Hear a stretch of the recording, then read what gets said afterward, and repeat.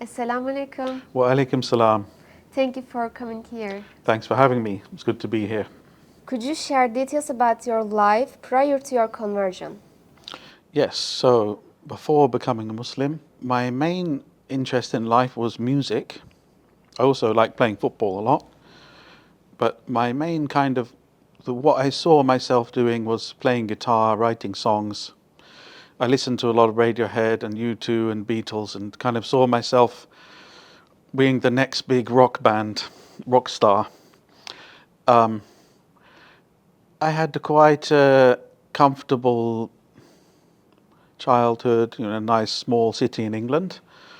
Not so much stress and not so quite quiet and a nice place to grow up in my hometown of Norwich. What were your perceptions of Islam and Muslims before you became Muslim? So that's interesting because I have very little idea about Islam before I became Muslim because it wasn't so much in the public consciousness as it is nowadays. Even in my high school, I opted for, there was a selective course class. We could choose geography, religious studies, or another one, I forget. And I chose religious studies in high school. And even it was absent from there, even though I chose that. Not because I was really that much interested in religion, but I just thought it would be a bit more interesting than the other choices. And they didn't mention Islam in that, so which is quite strange. And nowadays, I think they would. And around that time, there wasn't so much talk about Islam in the media before the so-called war on terrorism in 2003. Before that, during the 90s, it just wasn't something that people talked about. I never even heard the word Islam or Muslims when in my childhood and my early teens. It just never came up. So I guess I was aware there was something like that. It just seemed like a foreign religion from a Arab culture or something like that. Very vague idea about it. So, how was your first encounter with Islam? Yeah, well, I thought about it. When I think about this question, there's several ways I could answer it. So in one way, you don't really encounter Islam until you become Muslim, because it's like a house. You have to go in there, you have to enter Islam, and then you're inside Islam. So you can encounter it kind of as a whole thing. But in another way, when I think about it, that probably when a friend of mine became Muslim, he was a friend from music college who I played music with, and he was a bit older than me, and I kind of always admired him and looked up to him. And he was a kind of influential person for me before he became Muslim. He introduced me to new music I didn't know about and things like that. So when he became Muslim, and then I visited him after he became Muslim, that was a kind of encounter of Islam, because it was the only difference between him. The only difference was that he'd now become Muslim, and I saw the change in him, that he was a lot more hospitable and a lot more generous and much more considerate of hosting me in a decent way. He was more hygienic, he was more tidy and together. And so that was I saw a better version of my friend who I knew before.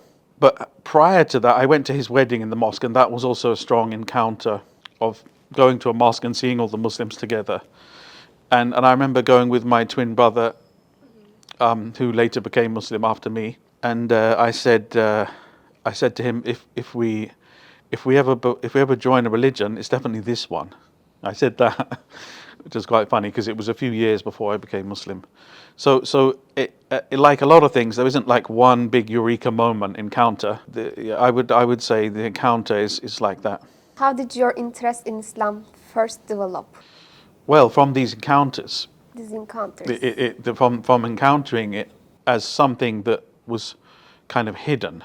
That, like I mentioned, it wasn't known. It was something that was. It almost felt like it had been covered over and just like neglected. And then it was like there was a feeling of discovering this treasure. So it's almost like a sense of. I felt almost like I didn't mind. I didn't really care about fitting in with everyone else so much. So I didn't. I quite liked the idea of almost like rebelliously doing this different thing to everyone else. So there was lots of things that was I felt attracted to about it. Mainly the people I met were normal. You know, they were just the people who I admired and I just felt comfortable with, and they had the answers for a lot of my questions. Actually, it's related to my next question because I will ask, how did you get information about Islam before your conversion? Yes, well, I think it was kind of prior to the time of Googling everything and getting information from the internet. There was internet, it wasn't that long ago, but it was kind of in a sense, I don't really feel like I got information about. I got a picture about what it was from the people directly. So I'm very thankful that it happened like that, because that was the only way. When I think about it now, that was the only way I was ever going to be. It was ever going to happen. It was ever going to appeal to me by feeling that connection, the hearts with the people, and it was around the time that the war in Iraq, and there was a lot of kind of anger about that this ridiculous kind of reasons they gave for invading Iraq and Afghanistan. So there was a kind of political sense of injustice, and when I was speaking with different groups, I joined protest groups and things like that. And then when I met the Muslims in my hometown, they were the most kind of clear-headed about everything. They had a kind of effortless understanding and reading of the situation without being too overly emotional and angry, you know, and dominated by their emotions. So that was very effective. And I mean, initially, it was a sense of injustice that the Muslims are being targeted and labeled in this way and accused of being terrorists. So I just naturally thought I'm gonna. It's like these people are being wrongly targeted. So I want to be on their. I'm going to check it out for myself. What that's not fair. I'm on their side, kind of. I felt inclined towards the people being oppressed, which was quite clear that there was being persecuted. So there was that initial spark was from that sense of injustice, and then came the spiritual kind of aspect later, which then gave the whole picture of the it's not just the it's not just the worldly. It's not just about the injustice. It's about the ultimate reality of existence and the truth of life on Earth and the next world. So that kind of followed on afterwards, and I kind of joined the dots from whatever I had in belief from my Christian background, which I wasn't a very strong Christian, and neither was my family, even though my grandfather was a minister in the Church of England. We went to his sermons, and I felt something spiritual and powerful there. And I always believed in God, but I never felt like a Christian. This is not for me. A lot of people in England can relate to that feeling that it's not really exciting them. But I retained this belief in there's something beyond all this, and so I basically the whole thing was Islam was attractive to me because it kind of connected with how I already naturally felt even as a child. So, at what age did you convert, and how your family and friends react your change? I was 22 and a half when I became Muslim. That's almost 19 years ago. My mother was a bit, I guess, when it comes to your parents, your mother and father, they feel the weight of something. Our sons, they felt that they instinctively knew it wasn't just a phase. It was quite a big thing. I'm not going to be the same again. but then they realize after the years go by that he's better now as a Muslim. They wouldn't want me to go back. So, I mean, my mother was a bit emotional and just kind of felt that you've rejected our way of life. I remember that was her sentence that she said, I feel like you've rejected our way of life. And she was just a bit emotional about that. And then I kind of wasn't very tactful, and I told her I had a new name at that moment. So I was a bit tunnel vision. I'm doing my thing and just because I'm sure it's right. And the family can deal with it later. We'll pick up the pieces later. And but I'm lucky, my family very supportive, and they didn't have any real objection to thing against Islam. But they just felt a bit shocked and a bit kind of. I think my mother thought that I would never actually become Muslim, even though she knew I was interested in it. She kind of felt, oh, he'll never actually do it though, because he likes drinking alcohol too much or something like that. But so they were a bit shocked. And how would you describe your life before and after Islam? See, I think about my life before. See, it's quite a long time ago I became Muslim. When I think about my life before I was Muslim, it's a distant kind of time where it was very. I felt like, to be honest, look now at myself before I was Muslim, and I was like a child, really. I mean, I didn't really know anything. I didn't really have any world experience, or I hadn't really done much, or I was playing in a band, and I had this dream about playing in a band and stuff. So, but I guess to take the question in a deeper way, there's obviously an enormous difference, and there's no comparison between a life where you don't have certainty about what the meaning of life is and the one where you do. So I mean, becoming Muslim just put everything into this incredible clarity, which was completely missing before. But then, in a sense, I was always that person that was going to become Muslim. So there was something in me that was searching, and so it's that one of the dangers with converts or reverts is that you kind of cut off completely from your past, but you have to kind of make friends with the non-Muslim you of your past. It's all part of it's all one thing. So I mean, it's a bit like the saying that they say Umar bin al-Khattab was beloved to Allah when he was worshipping idols, because Allah knew who he was. So it's a bit like that. So you don't be too harsh about the past, even because if you had been Muslim, you wouldn't have got caught up in all kinds of funny things, or maybe you would, and then you make tawbah. So I mean, to take the question, the simplest answer is like black and white and color. When they had invented color television. Yeah. It's a bit like that. It's like suddenly, or in a sense, 2D and 3D. So then you have a whole thing open up to you, to understanding your life and everything in a completely, in a much more expansive way, in a much more clarity. Yeah. So, which aspect of Islam have had the most significant impact on you? That's a good question. Well, when I went to my friend's wedding back in 2002, it had a strong impact because, in the sense of the simplicity, because I had just been to a wedding, a Catholic wedding, of my neighbor, and it was very much, the kind of classic kind of wedding of the culture I'm used to, sitting on these wooden pews in the stone church building and all these things. And but then I went to a wedding in the mosque, which often we do in England because there isn't many other places it's just suitable. And just the thing of taking your shoes off. I'm at a wedding and I'm sitting on the carpet with my shoes off. It was just like something so. It felt so warm and peaceful, and a lovely peaceful feeling in the mosque. So I think it gave me a sense that Islam is the simplicity of Islam actually.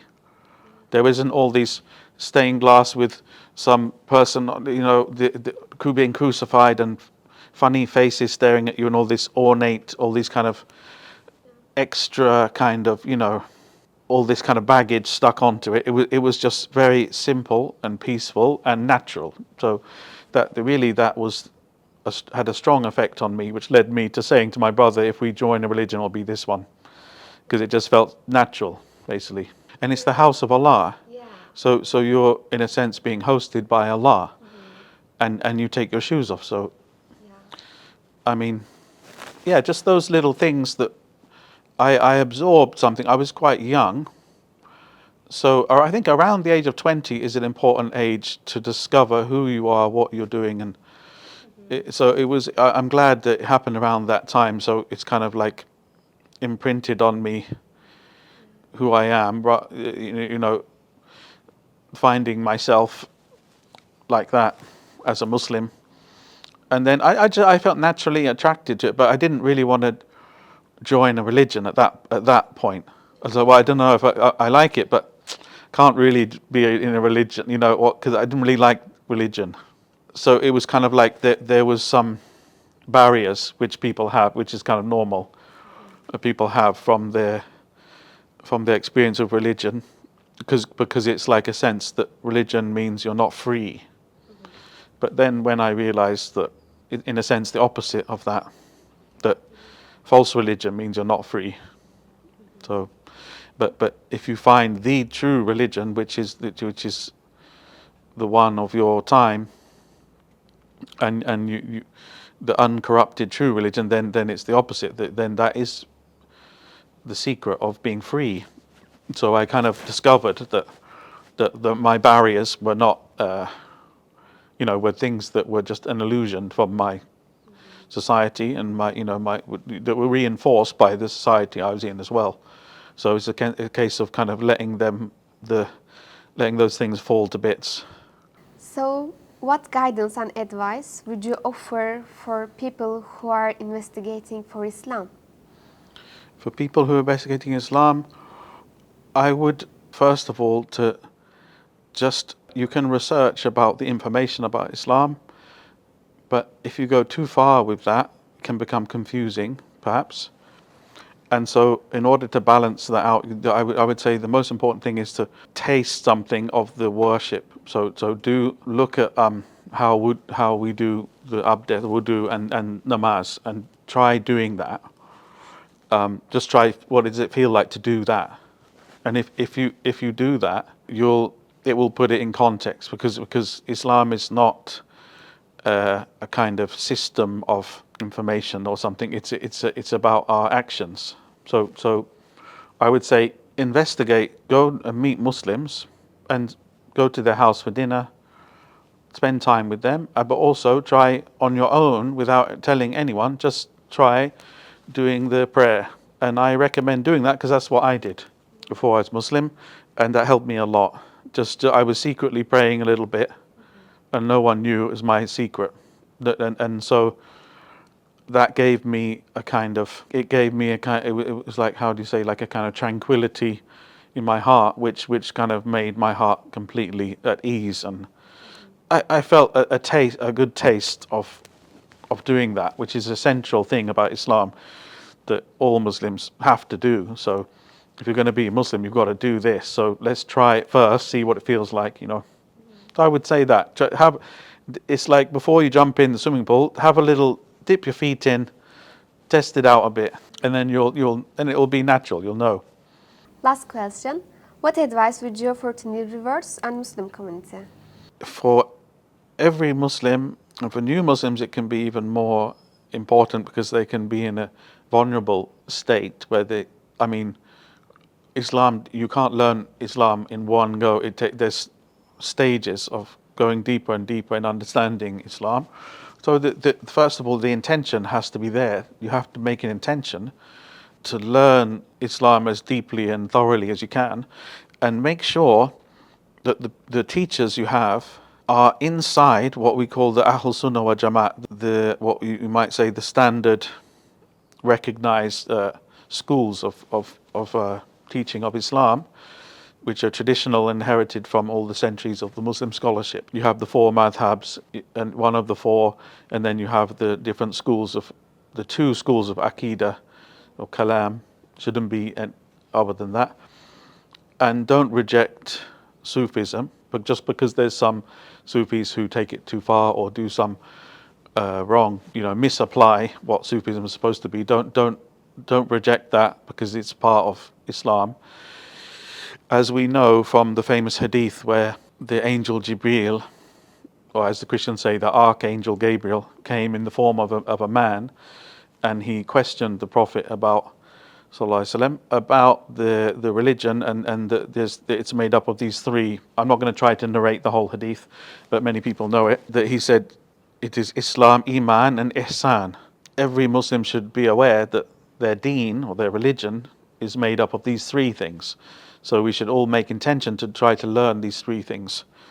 The science of Islam is what we could say, following the Prophet with your body, with your actions. And the science of Iman is following the Prophet with your, in a sense, with your mind. The understanding in your mind what we believe in and what makes sense, that we can speak about Allah in the right way, and what is the wrong belief, and what is not possible for Allah, what is necessary, that Allah has to be without anything associated with Him, He can't have an end or a beginning, and so on. And the science of Ihsan is the science of ikhlas, of sincerity, of putting the actions and the belief together and perfecting the religion, purifying all those things from the heart which are obstructing us from worshipping Allah in the best possible way. So it's very important to have these three things, and they have to find teachers who are qualified they have to acquire this knowledge. And once you acquire this knowledge, then it's a bit like you become a lantern instead of a candle, because you can be this light, but the winds of the world come and blow it out. But once you acquire the knowledge, you have that glass case around it can't blow out. So you keep your Iman shining strong until you go to the grave, which we hope all of us will have a good ending. So the end is in the beginning, and the beginning is in the end. If you have a strong beginning, then you'll have a strong ending. And one of the simple advice, just have joy, be joyful and grateful. Whatever is going on in the world, whatever horrific things are happening, of disasters happening in the world, it can never ever take away the joy in the heart of the believer, for him, his gratitude for being a believer, because it's purely a gift from Allah, and there's nothing that we've done to deserve it. So when we reflect on that, if you're not joyful, there's something wrong. Obviously there's ups and downs in life, but the general state should be that you should be able, every Muslim should be able to reflect on their life and the amazing favors and gifts they're given, and be full of joy. So be joyful. It's my advice to sum it up.